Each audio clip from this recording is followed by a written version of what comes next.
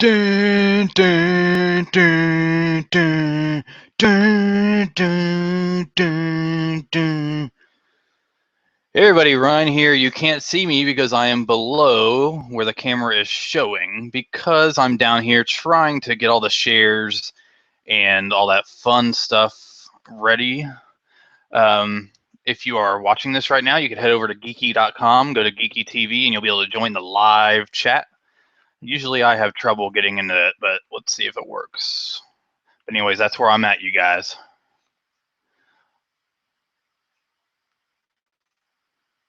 All right, let's see.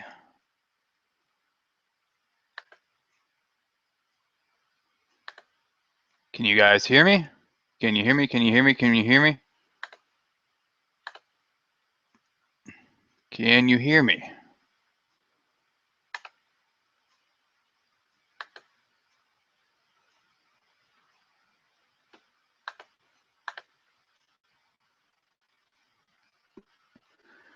We are having difficulties.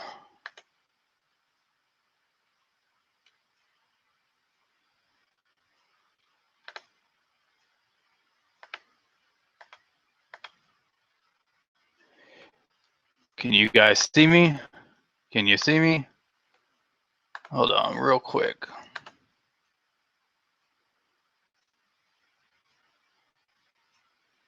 Please let it work. All right, there we go. For some reason I couldn't, I didn't know if I was, working or not. All right. All right, let's see. Going into the geeky chat right now. Sorry for this little delay. I did not expect this little delay, but it's all good. All right, let's see. I need to go and put the autofocus on so I don't go, go crazy visually. See y'all? All right, let's see. All right. All right. Time to get started, shall we? All right. Thank you guys so much for joining. Let me make sure that this is all set. I've never had this kind of an issue with it. All right. Okay, how you guys doing? Ryan here, coming at you with a live stream, and as you can see, it has to do with everything that has to do with my history with Criterion. And those of you who do not know what Criterion is, which I doubt there's anybody watching this that actually has no clue what they do, they basically are a private company that gets films that get the rights to top-notch quality, always, for the most part, director approved, loads of special features, just every cinephile's dream. Every release is like a textbook. It's almost like its own little class of, film learning. And so that's, one of the things I love the most about Criterion. Before we get started, all this area right over here is going to be completely different the next time you see a video from me, because I am actually in the process of getting a brand new bookshelf that will pretty much fit all this stuff all in it, all in the one shelf. So it'll be like right here, and I think I might keep like one of my shelves over here somewhere, but this will be completely different. And my Criterions will not be right here. So right there's my Criterions. They're not going to be right there in the next video. So yeah, so I got my water with me because you guys who know that know that I talk a lot, and when I talk a lot I get thirsty. I guess what I could start out with talking about is geeky.com. If you guys are not familiar with geeky.com, put it in your web browser right now, and you could actually stream this over there. And basically it's a site where a bunch of us nerds and geeks get together, do live streams, articles, news, so on and so forth. And so definitely go over there. And another thing is I did this new thing for my live streams where I have whatever I'm doing in the background on my TV. Well, I actually have a few different things on here.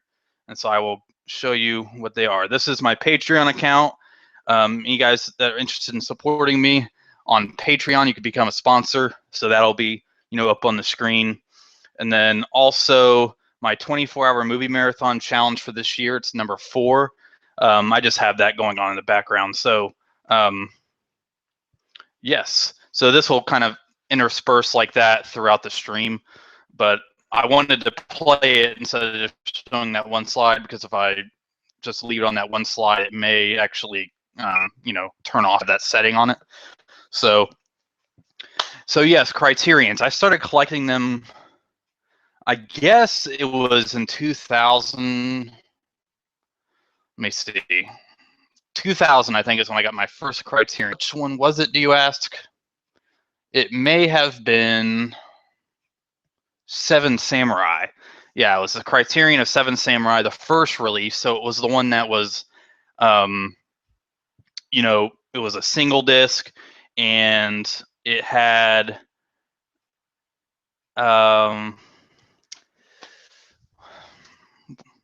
it just had the single disc, and it was the front with the samurais, you know, like staying in that row. And finally got this. I'm in the chat. Rabbi Jeff, awesome Janus film shirt. Thank you so much. I actually bought this, I think, back in like 2010. It's really, really faded, but who cares? It's awesome. So that was my first Criterion. And around that same time period, I got Fear and Loathing in Las Vegas, and I think The Seventh Seal, I'm pretty sure, but I got like 3 or 4 at one time. And you know, I had really no clue what they were. I remember, you know, I just thought it was another DVD label. And then I think I was walking around at Blockbuster one time, and I came across The Last Temptation of Christ Criterion, which I always wanted to see that film at that time, you know, especially being a big Martin Scorsese fan. If you see me looking down, it's because I got the computer right down there. So, you know, there's a chat and all that stuff. But yeah, it was The Last Temptation of Christ, which was the first one that I actually realized, okay, this is a pretty big company. What is it all about? So I watched that film for the first time on Criterion and was blown away by the quality of the, you know, presentation, and, you know, just became way more of a, you know, fan of Criterion. Next thing you know, flash forward to right now, and I have like basically, I think, almost 100, or I did almost have 100, and then I think a few years ago I traded some in. I actually have not counted them in a long time. I should actually do that. But basically, my history of Criterion is actually going to be me going through every single film in my Criterion collection. So if you get bored, I'm sorry. I've actually been wanting to do a video like this for a while, and basically I'm going to talk about every single Criterion I got. Some I'm going to be spending a little bit more time with than others, but it's all good. So let me see. Checking something right over here really quick. And all right. So I guess first I'm going to go ahead and start with the DVDs. And I'm actually going to go ahead and grab a bag to start putting this stuff in, because like I told you, I'm actually getting ready to, you know, move all that area over there. So I'm actually going to take them off the shelves for a few minutes.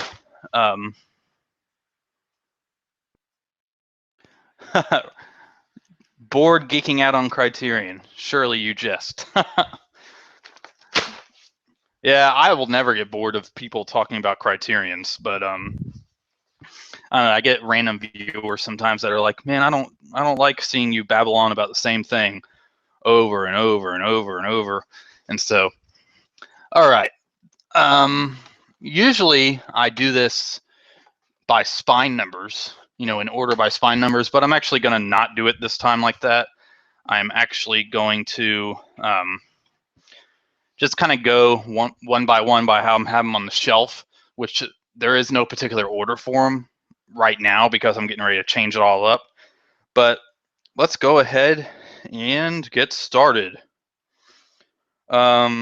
The first one we have is spine number 41, and it is Henry V, starring Laurence Olivier, directed by Laurence Olivier, and this film is from 1944. I'm ready for them to come out with a newer edition of this because this is a beautiful looking film. I'm a huge fan of Shakespeare, and in fact, I think I'm actually in the middle of rereading Henry IV and Henry V. So it's around here somewhere, but this isn't a book video, it's a Criterion video. So we have this, and what I love the most about this film is the fact that it starts out as a play, and then each and every scene, it kind of takes a layer off the play or puts a film layer on it. So at first you're in the theater watching it, and then all of a sudden the set becomes a little bit more like a set with the camera moving around, and the next thing you know, you're on a full-on grand film set. And so it's like it takes it in steps by starting out as a stage play and going all the way to being a feature, grand scale film. And so I love this film. So I really wish they would announce a Blu-ray release of this. And like I said, these aren't in any particular order, which is kind of annoying to me right now, but it'll be all right. Next, we have Ingmar Bergman's Fanny and Alexander. This is the theatrical cut. I have never seen the television cut, which I know is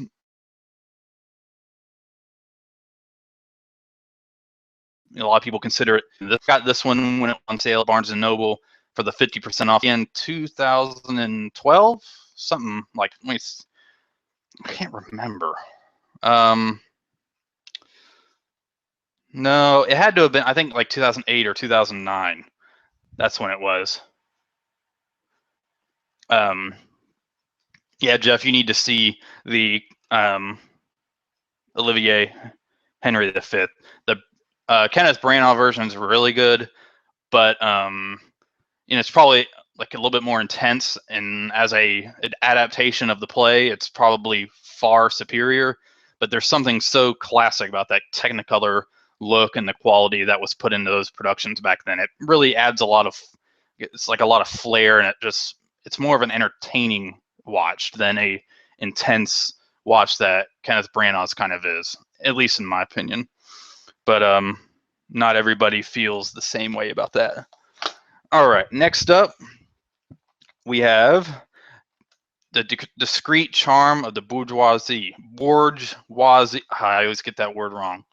But it's a Louis Buñuel film, and this film was really one of my all-time favorite films when I first started YouTube, because who was it? I think a YouTuber that used to make YouTube videos a couple years ago, he actually gifted this to me before it went out of print. And his name was Steve, and I think his username was BigToe512. He gifted this to me a couple years ago, and he doesn't make videos anymore, but he got me into this guy's films, and I was just blown away, especially by this film.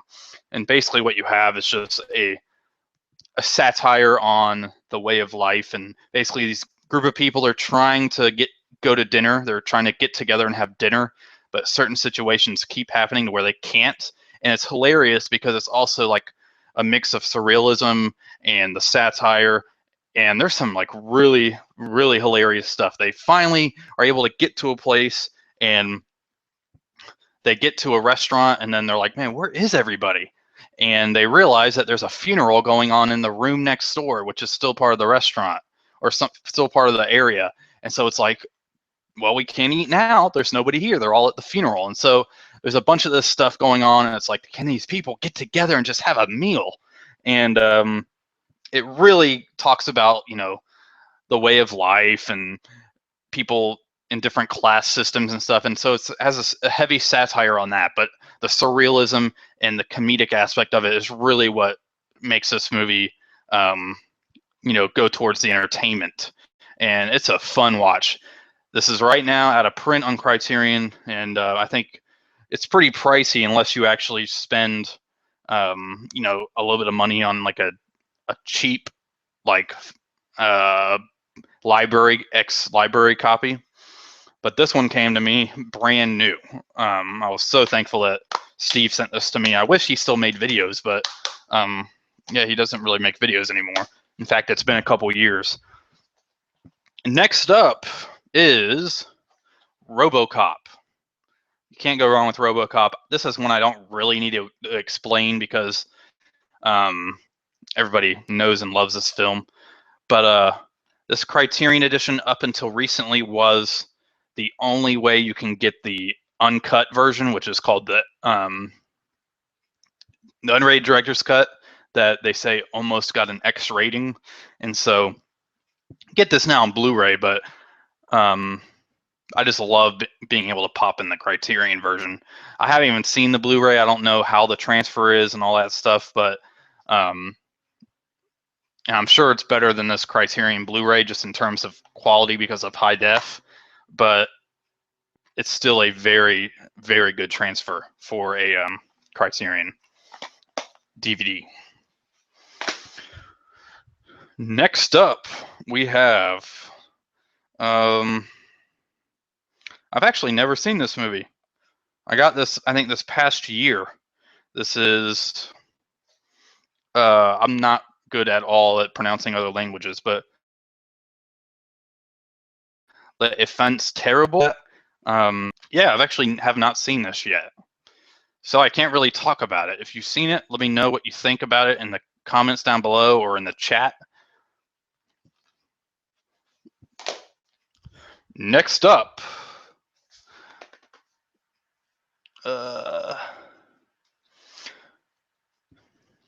Rabbi Jeff says, Verhoeven is amazing because of all of his films can be enjoyed on two levels. F yeah, and social satire. Yeah, I completely agree. RoboCop, even Total Recall, Starship Troopers, and dare I say, even Showgirls at some level. I know that's, everybody, that's like his most panned film, I guess you could say, but it still has a little bit of that social satire in some way, shape, or form in it. Yeah. The next movie is The Last Emperor by Bernardo Bertolucci. This movie is amazing. It's hard to believe that this film won Best Picture in 1987. Just because it seems like a film that would win Best Foreign Language Film or Best Picture earlier.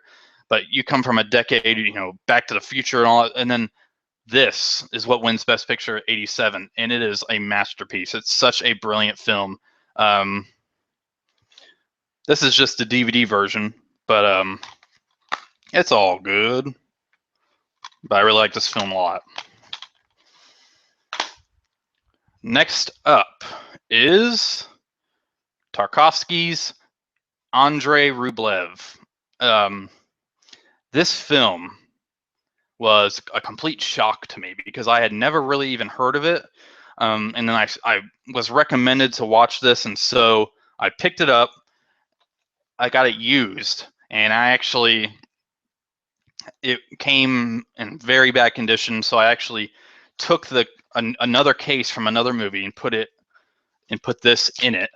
And this cover was actually like water stained, and so this, I don't know, I guess I decided to get a little bit artistic with it. And the bottom part, right, let me get a pencil so you can see it better. Right here, that's actually drawn by me. I just added this part because it was just white because it got wet and it was like ripped off and torn off. So yeah, I just colored that. You could really only tell if you look at it directly. It wasn't in great condition to begin with, so I didn't mind, and you can't really tell. But this film is amazing because it takes place over, not necessarily a period of time, like basically a long period of time, but it's not really about, here's what happened then and here's what's happening now. It's almost, it makes different statements on society and politics, and it's like little segments. I guess you could say it's almost like an anthology, and each little thing is its own story, but it's all part of this big picture. I don't want to blow it because it's a really, really great first watch, especially if you go into it not knowing anything. This is very, very, very, very widescreen, this film right here, because of the aspect ratio it was filmed in. I guess to get the best quality possible, they really just had to. What is the aspect ratio of this? I completely forgot. 235, 1. I mean, it's very, very widescreen, but it's just a great, great film. It's black and white. I mean, it looks really colorful from the front, but it's actually a black and white film. But it's so gritty, and even though it is black and white, um, you know, in my opinion, black and white in some ways is superior to color films because the black actually, like, you're able to get some shades in black and white that you couldn't really do in color. So it's gritty, it's dark, but it's vivid at the same time, and you have to see it to understand what I'm talking about. But man.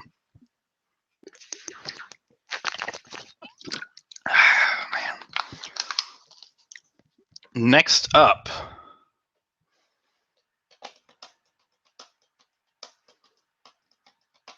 yeah, I need to check out Stalker. Jeff in the chat just says I need to check out his Tarkovsky's Stalker. I've really, really wanted to see it. I just haven't gotten around to seeing it. And I think I got to rebuild my Netflix queue so they could send me some stuff. Maybe I'll pop it in there and so I could see it. Next up is The Life and Death of Colonel Blimp. This is a film that I had always heard of, and for some reason, it just took me so long to watch it. In fact, when I first got this, it was the first time I watched it. It was probably in. I actually made a video on it for my channel. What was it? What date was it? What year was it? I mean, I can't really remember what year it was, but basically, this film is about, I guess you could say, a soldier by the name of Candy. And when the movie starts out, he's old and he's being tricked by the younger generation. It takes place, I think, in the late 30s. It starts out, I think, in the late 30s or early 40s. I mean, it had to have been the early 40s because it was made in 1943. So, let me see. Let me see. 1942. And basically, there's like war games going on, and a younger generation, they're doing these war games, and they're like, man, they're like, we really need to just get over on these guys and just surprise them. And so when the war games were supposed to begin, this infantry was basically already starting their mission, and they surprised Candy and a bunch of older officers in, I guess you could say, a spa, like an officer's type spa. And he starts challenging Candy's manhood, basically. And Candy's like, how did I get this old? How did I get this big mustache? How did I get that? And so then they get in a little fight, and then it fades into a flashback. And then the rest of the film is told in different segments of his life. It starts out when he's younger, and then it's a time period later. And it's really about his love of Deborah Kerr's character and how different women that keeps popping up in his life, also played by her, reminds him so much of his lost love. And it's about their relationship, his friendship with this guy right here. And this is really one of those films that ends, and I had a huge smile on my face. It was such a great film. It's just a masterpiece. Next up, we have The Indiscretion of an American Wife and Terminal Station. This film is infamous for being, I mean, I wouldn't say terrible, but it just did not do good when it was released. And that was mainly due to the conflict between the director, DeSica, I think that's how you pronounce his name, and David O. Selznick, the producer, one of, the main head honcho of the studios. And the dialogue in this is actually by Truman Capote. So it has witty, good dialogue. But the issue with this film is that The director and the producer were just at odds all the time, and they kind of made their own cuts. In 1954, they released a 72-minute version, The Indiscretion of a Terrible Wife, and then in 1954, there's an 89-minute version called Terminal Station. Terminal Station is the director's version, and The Indiscretion of an American Wife is Selznick's version, I guess you could say. Both films I'm not really too crazy about, but I had to get it because it does have some historical significance in cinema. It's enjoyable, but it's not the greatest. I really expected more, but maybe that's why it didn't really, making it was just not good for them. They were struggling the entire time, and that's why there's two different cuts, and both cuts are presented on this Criterion.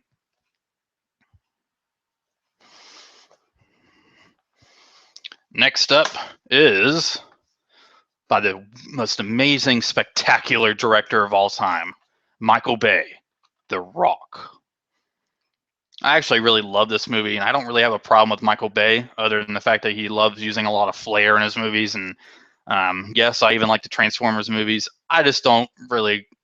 He's not, a Fellini or somebody like that, but he knows what he wants to do, and this is actually, in my opinion, one of his better films, and I really, really love it.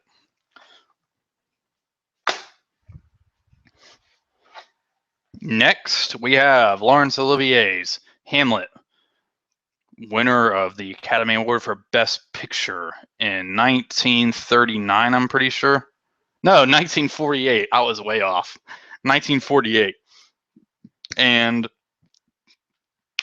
this is still, I think, the only release they have of this now on Criterion. I'm sure you could get some other versions in other countries, but they have not released one with like 2 discs or anything like that in the United States with the Criterion label. So there is no special features, but to be honest with you, I'm not, if a film's good, then I'll gladly get it, even if it has special features or not. The benefit of this is that you get the best possible transfer of the film that you can get. And so it kind of makes up for the fact that it doesn't really have any special features.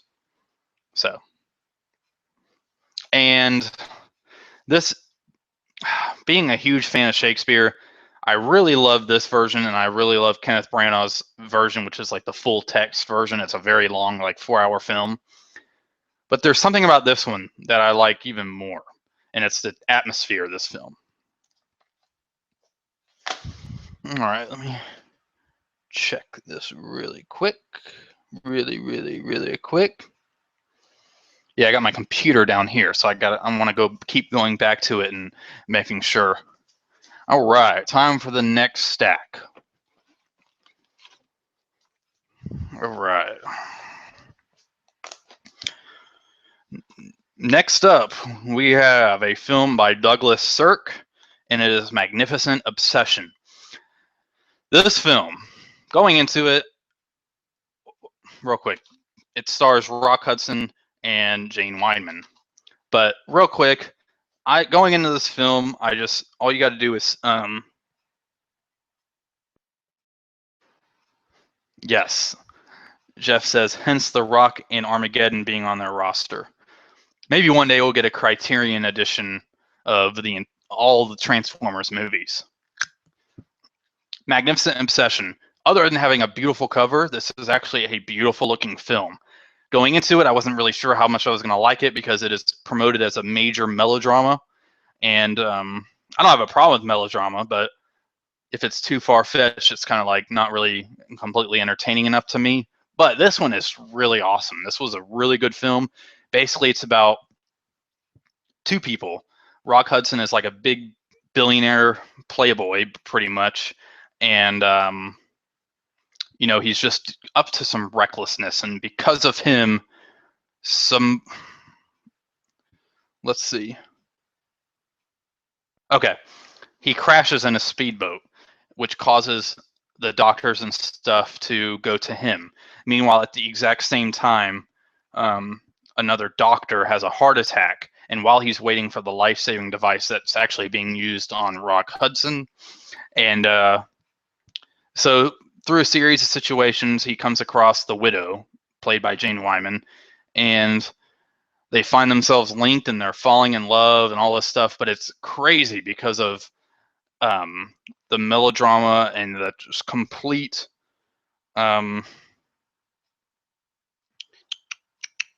it's just a crazy situation, and it's a soap opera all the way, but it's a very good film. I love it.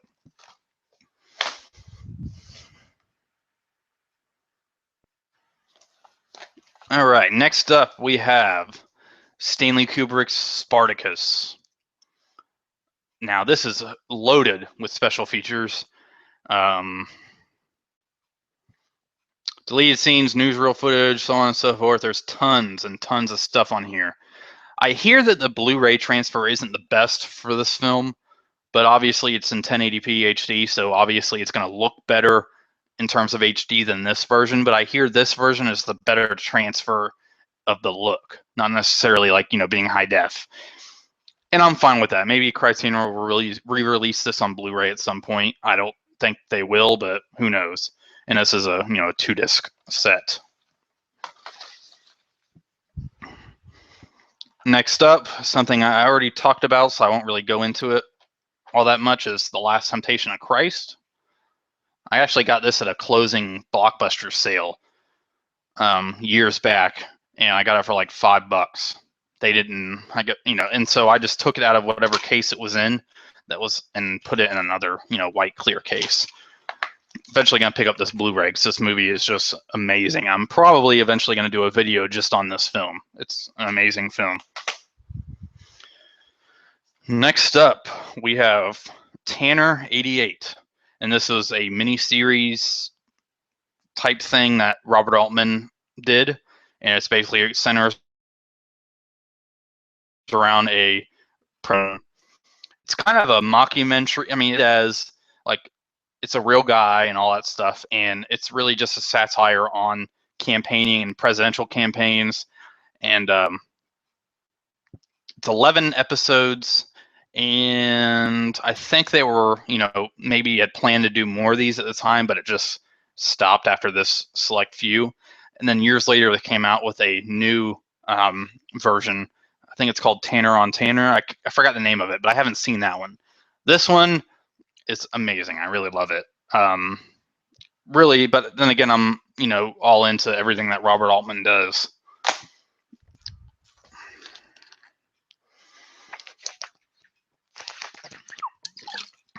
All right, next up, we have Chasing Amy. This is a really good Kevin Smith film. Clerks is one of my all-time favorite movies, and it's my favorite Kevin Smith film, but this one's still really good too. Don't really need to talk about it because everybody's seen it, and you could get this really cheap online. Next up is my favorite Spike Lee film, is Do the Right Thing. Just powerful. I guess it decided to go off in the background. It's just a really, really powerful film, and it's basically takes place on the hottest day of the year, and its racial tensions are high, and there's all these characters and all these stories, and it leaves you with the question of, did they do the right thing, or did he do the right thing, or just leave it up to mystery, did she do the right thing? Obviously, if you've seen this, it's referring to Spike Lee's character Mookie and what he does and what happens at the end of the movie. But it's a great film, and Criterion knocks it out of the park with this set. This is another Criterion that I got in the mail used one time that was just completely shattered. The box was, even the side right here was all ripped, and I was able to super glue it all back together. You could hardly tell the difference, and I just put it in a new case. I was really mad. But I got my refund, and I asked them, did they want me to send it back, and they said no. We're sorry for the inconvenience. So I got a Criterion out of the deal. I said I still got it, and they said just fix it up, but here's your refund because it's not what I told you I was going to give you. Next up is Charlie Chaplin's The Great Dictator. There's that. And then there's that. I've talked about all these films before. Next up is Charlie Chaplin's Modern Times.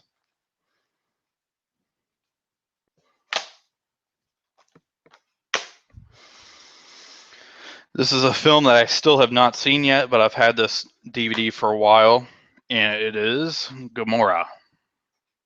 Let me know what you think of this film down below if you've seen it.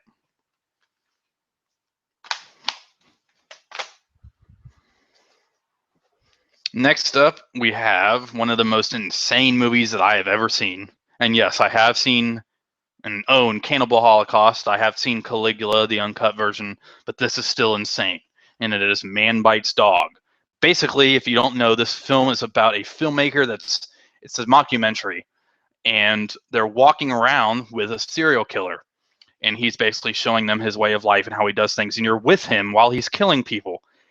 It's shot in low budget black and white. It looks very realistic, and it is insane because you're with these guys on this journey. I guess it's almost like how you're in, the killer's shoes in the latest Maniac film with Elijah Wood. I actually haven't seen the original Maniac, so I'm not sure if that's how that film is too. But it gives you that same eerie feeling, like, oh my gosh, what's going on? And you're just following these guys, and oof, crazy, crazy, crazy. And it came out in 1992. Next up is another one of my all-time favorite films, and it's Bernardo Bertolucci's La Camera Secca. I don't know how you pronounce it, but it translates into the Grim Reaper. Basically, it is about a crime that happens in a park, and you see what happens through police interrogations through different people that were in the park. Dang it, I just spilt my Criterion bag and my water fell on the ground. Basically, you have a cast of characters that are being interviewed by the police, and they go over their version of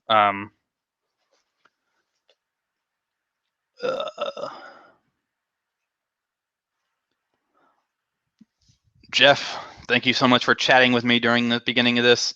Have fun picking up your family, and I hope you enjoy the rest of it when you rewatch it later.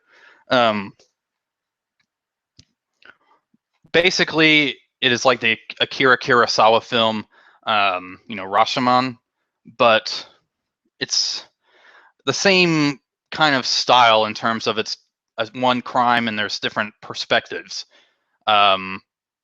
Some people say it's a complete ripoff of that film, which I don't think it is, because the story is completely different and the situations are completely different. And apparently Bernardo Bertolucci had never even seen Rashomon when he made this. So who knows? But either way, I saw this one before I saw Rashomon, and I love both of them. I think they're completely different films. The only thing I think they have in common is there's different perspectives of the story by different characters. But this one, can't go wrong with this film. I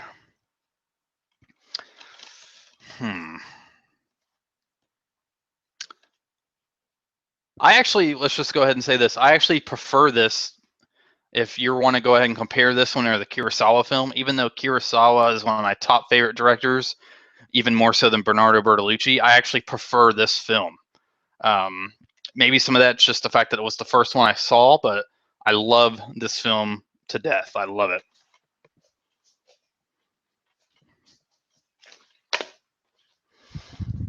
Next up, we have John Huston's Under the Volcano, which is basically about Albert Finney's character, and he's an alcoholic, and they're basically walking around, a Mexican village, and he's just reconnecting with people that he met in his life, and it's just basically you're following him around.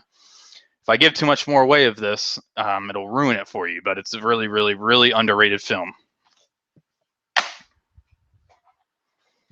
Next up, we have Kurosawa's The Hidden Fortress, one of the Star Wars. Sometimes people say it's directly inspired George Lucas, and then there's other sources that say it lightly inspired George Lucas. Believe whatever you want to believe, but I personally think that George Lucas saw this at one point and used a lot of was inspired by how this film told the story. And if you go into this thinking this is exactly like Star Wars, you're going to be upset, because it's really, other than a few ways they tell the story, nothing like Star Wars. So it's a great film, though. All right, let me go back and get some more. Whew, not even halfway done.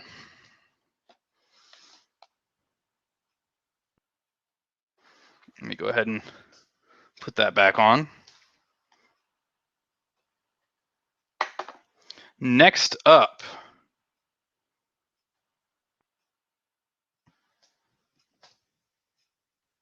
whatever. Hold on one second, y'all. Come on. Next up, we have Federico Fellini's The White Sheik. This was probably the first Fellini film I saw, other than 8.5 and La Strada. So this is, I guess, the third Fellini film.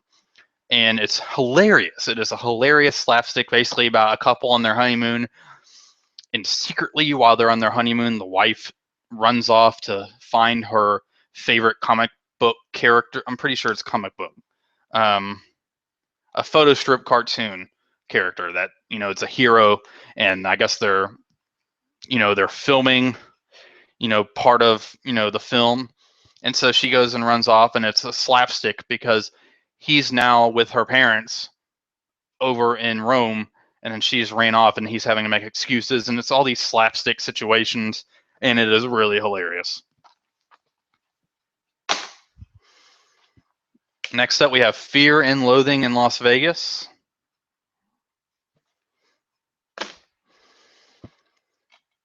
Francois Truffaut, The 400 Blows. For a while, this is in my top 10 favorite films of all time, and it's just a powerful film. So powerful, I've actually kind of refused to watch the films in the rest of the series. One, I haven't been able to get my hands on them, probably just for financial reasons, and two, I just don't want to ruin, and even if they're great, I just don't want to ruin my experience with this film. I want to have just this in my mind when I think of that character. Basically, it's, about a kid going through childhood, and he's going through all these different situations, and it's a coming of age kind of story, I guess you can say. And it's, he's dealing with his teachers, petty crime, his parents bickering, and he's just his experiences, and he's just, conflicted in so many different ways, and it is a powerful film. Next up, we have Night and Fog, the Holocaust documentary from 1931. It's probably one of the cheapest Criterion you could buy new, and I think it should be in everybody's library of film. Back when I used to work in different schools, I actually would show this to some of the history students, because I think everybody needs to see this film if they're going through school. At least at one point in their lives, they need to see this. Alrighty. Let's see. Next up, we have Beware of the Blob. 80 minutes of concentrated motion picture terror and blood-curdling color. They say that, but it's actually 80 minutes. It's 82 minutes, but for some reason I thought this was like 100 minutes, and they just said it was 80 minutes or something. This film is one of the funnest movies I've ever seen. It's creepy because of the blob, but it's cheesy, and it is a complete entertain fest. And basically, everybody knows what the blob is. That's Steve McQueen right there. He's not Blob, but he's in the film. Next up, we have Band of Outsiders. Basically, this film is Tarantino of the 60s. And basically, I guess you could say Tarantino is actually the Goddard. How do you pronounce his last name?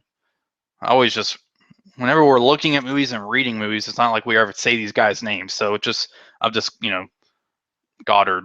It's probably Goudard or something like that, but it's he's basically the, Criterion, or Tarantino is probably the Goddard of, the 90s or whatever. Or not at all. Tarantino just had a lot of inspiration from how he told the story. Next up is the John Cassavetes DVD set. This isn't the new Blu-ray set, but this is the original DVD 5-film set. This has Shadows, Faces, A Woman Under the Influence, The Killing of a Chinese Bookie, and Opening Night. Which one is my favorite, do you ask?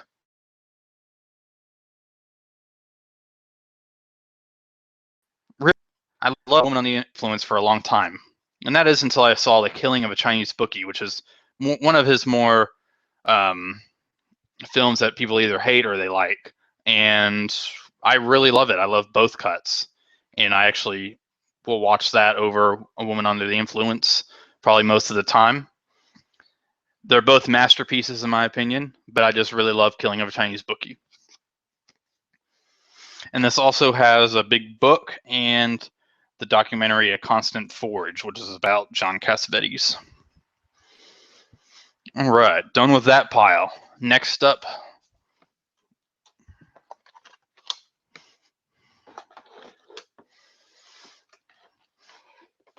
this is my last DVD pile.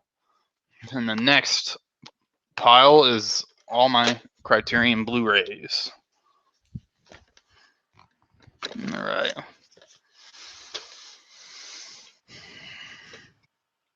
All right, let's see.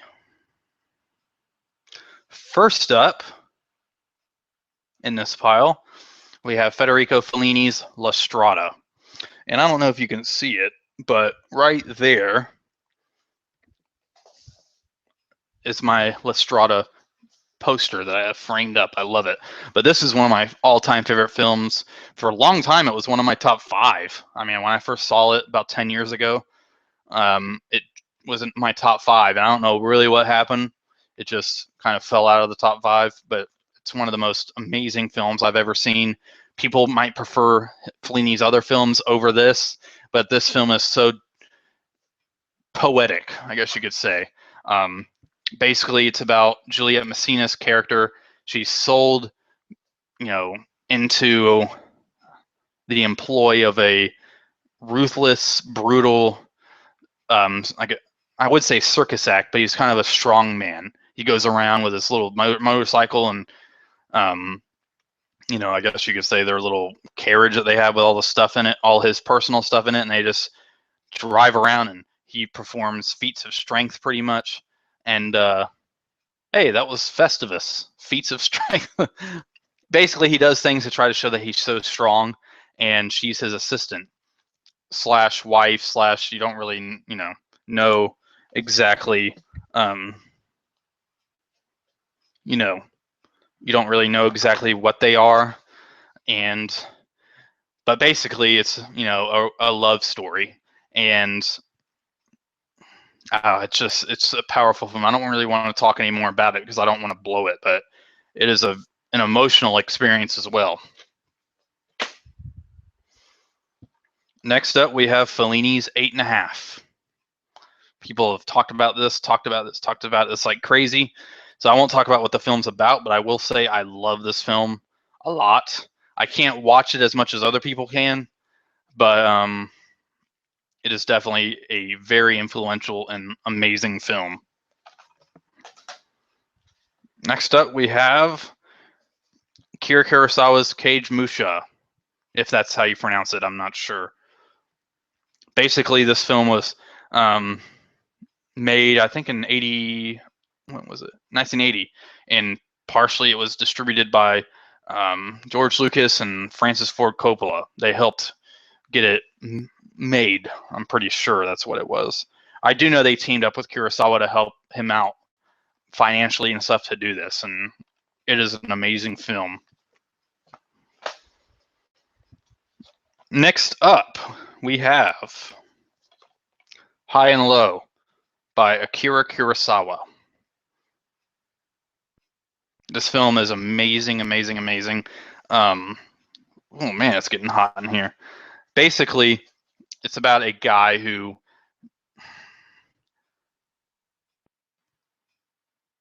it takes really the first part of this takes place in while he's having a business meeting of sorts, and all of a sudden a kidnapping happens, and it's how much money is he willing to spend for this kidnapping, and it's another one of those films that you just need to know it's almost like a film noir.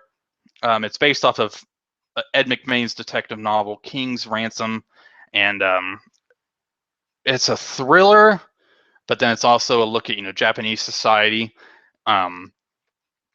And it's definitely a mystery too, but it's just a really thrilling film. I love it. The first part of the movie is my favorite, and it basically takes place in that one room of his apartment, and it's spectacular. Next up, we have Sancho the Bailiff. Woo! Talk about a film that you need Kleenex to watch it. This is one of those films that'll make any grown man cry. And basically, it's about what happens when a family is split up and torn apart, and you follow different characters as they unite and get torn apart and go through different experiences. And I'm trying to keep it very spoiler free, but Sancho the Bailiff is really not a main character in the film, but ultimately there's things that happen under Sancho the Bailiff's watch that has huge consequences for the film, or for the characters in the film. And it's just it's an emotional film. Definitely not one to watch if you're in a bad mood, because it's a depressing film too. So beware. But it gets a 10 out of 10 for me, and it's one of the greatest films ever made. Next up, we have The Rules of the Game. This is the old DVD slipcover version. This is out of print. I know they have the Blu-ray now. Here's the new one. Next up, we have another out of print film, and it's a DVD of The Third Man.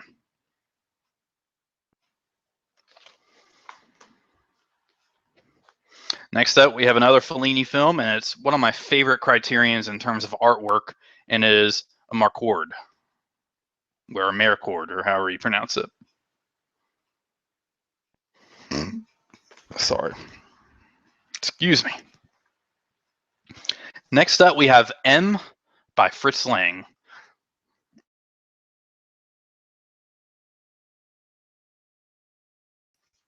Really Blu-ray this.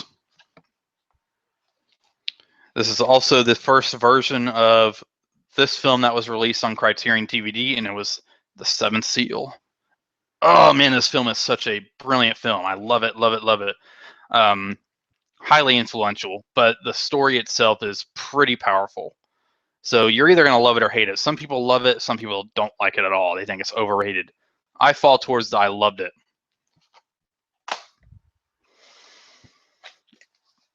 The next few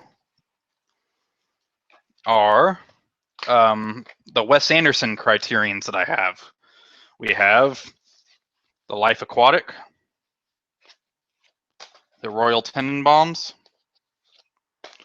Rushmore, and Bottle Rocket. These are the DVDs. I don't have the Criterion Blu-rays of these yet. In fact, I don't have the Criterion Blu-rays of any of these yet. One day. Whichever ones are available in Blu-ray anyways on Criterion. Next up, we have my Criterion Alfred Hitchcock films. And these are, for the most part, the first three are out of print, completely out of print. We have Notorious,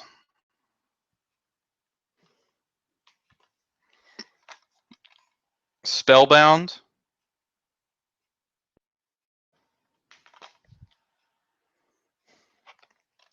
Rebecca,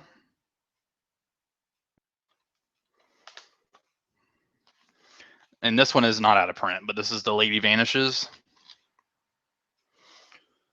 And Janus Films, if you guys don't know, is a huge part of Criterion Collection, kind of an offshoot. And this is the Janus Films Central Art House version of the 39 Steps. I got this when the Criterion DVD was out of print and before they came out with the new Blu-ray edition. All right, so that is all my Criterion DVDs. Let's go ahead and move on to the Blu-rays.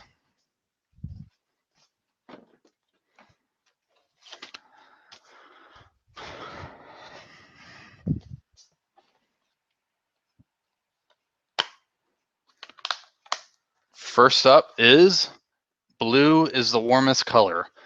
I think they're going to actually come out with a more special edition of this film eventually, because it's very lacking on the special features, but it's a masterpiece of a film. So I just really wish they would come out with it like in a bigger edition, because I would love to see loads of special features on this film. Next up, we have The Thin Red Line by Terrence Malick.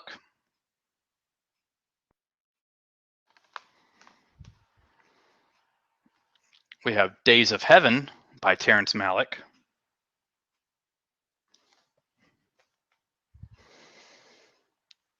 Michael Cimino's Heaven's Gate.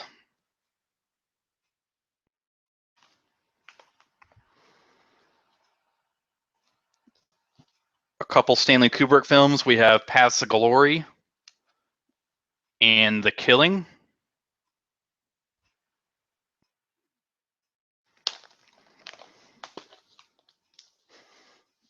Man, this Criterion stack. If you could see that right here, that is the top of this Criterion stack that I have right here. It's gonna fall. Oh, I should have mentioned this earlier, but it's a Blu-ray, not a DVD. I have Alfred Hitchcock's The Man Who Knew Too Much, the original 1934 film.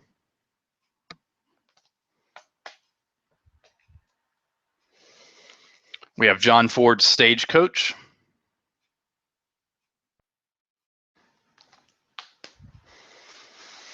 And Charlie Chaplin's City Lights.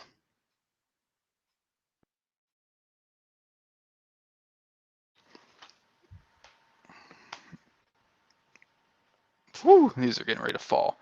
So I'm going to go ahead and get my last stack of Criterions.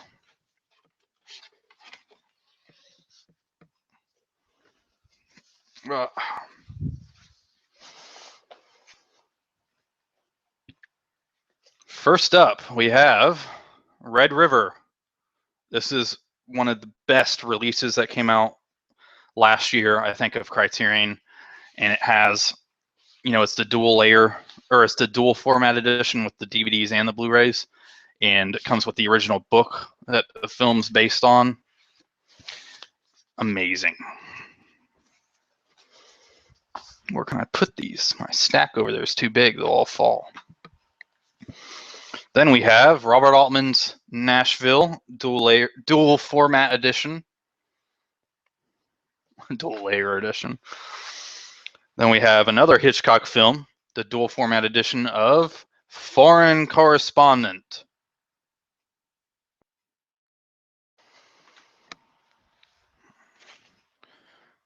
Next up, we have the dual format edition of It's a Mad, Mad, Mad, Mad, Mad, Mad, Mad, Mad, Mad World.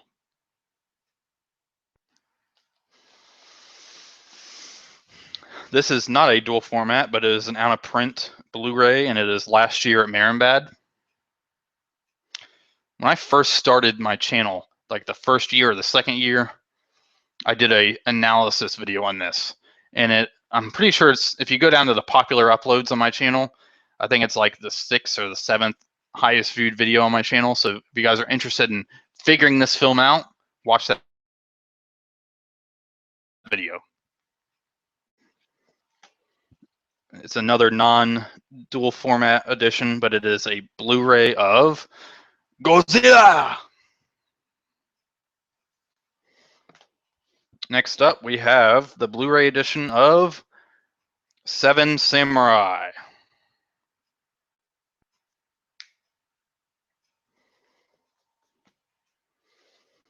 This is one of my favorite Criterions that I have. because the special features are just so amazing, and it is on the waterfront.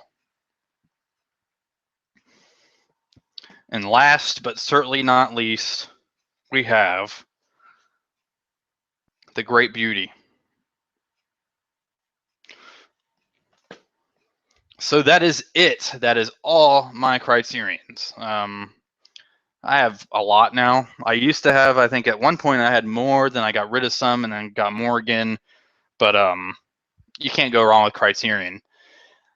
One of my favorite coffee cups that I have is a Criterion coffee cup from like 2009. I got it and I still use it every day. But thank you so much for watching this stream. And I'm gonna be doing these geeky streams probably, every few weeks, do one. I was doing my live stream weekly, but I was getting burned out, and I'd rather do spur of the moment, whatever piques my interest that week. And this week I wanted to talk about my Criterion since I had to take them off the shelf anyways. So next time you see me, all this will probably be a lot different because I'll have a brand new shelf that probably all my movies can fit on. I don't know. We'll see. Anyways, guys, as always, you can become a sponsor of me on Patreon, and also my 24-hour movie marathon guidelines and rules video will be up on March 1st. And I'm pretty sure that is it. And thank you so much for watching this stream, and have an amazing rest of the day.